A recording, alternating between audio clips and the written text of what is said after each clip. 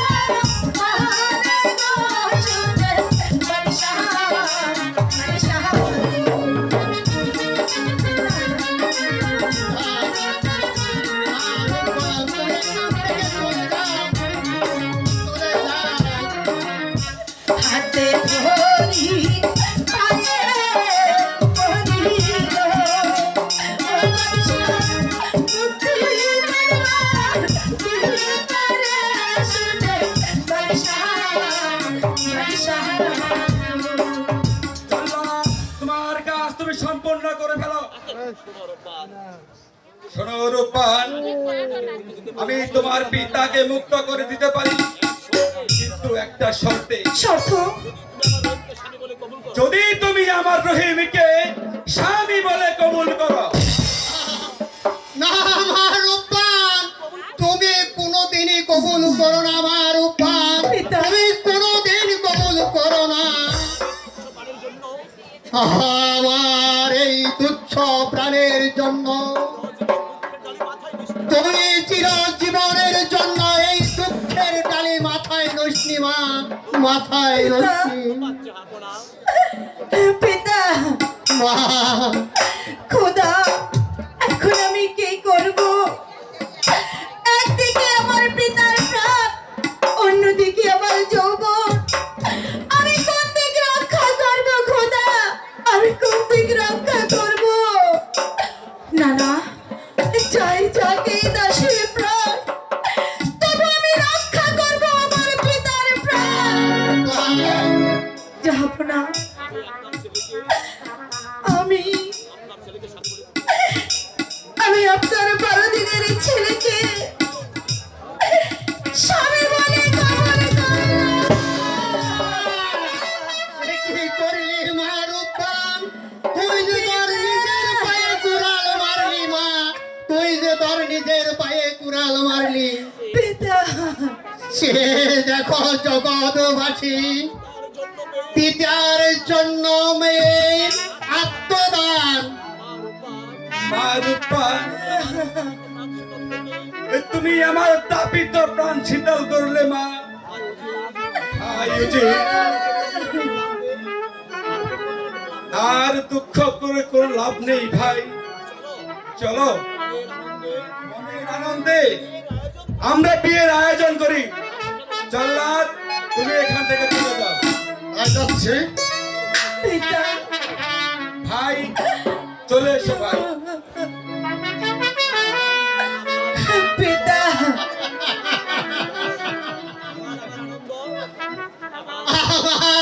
আমার আনন্দ,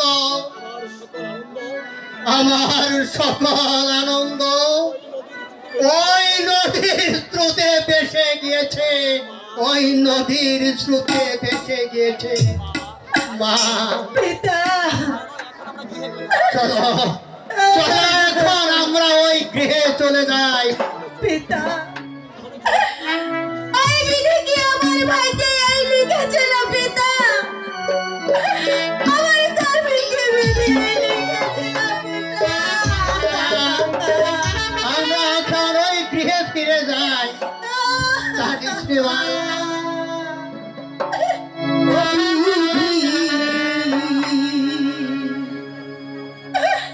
কলমে নাই কালি, তোমার উপা কাটিস রে। আমার পহলে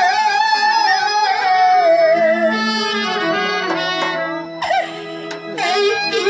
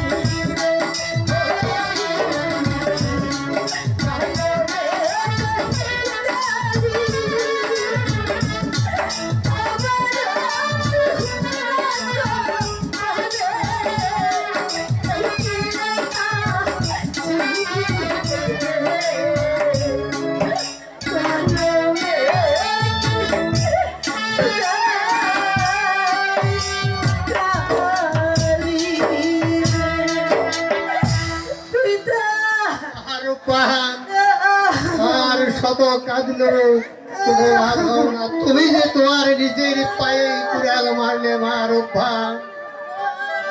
চলো রূপবান, আমরা এখন গৃহে চলে যাই।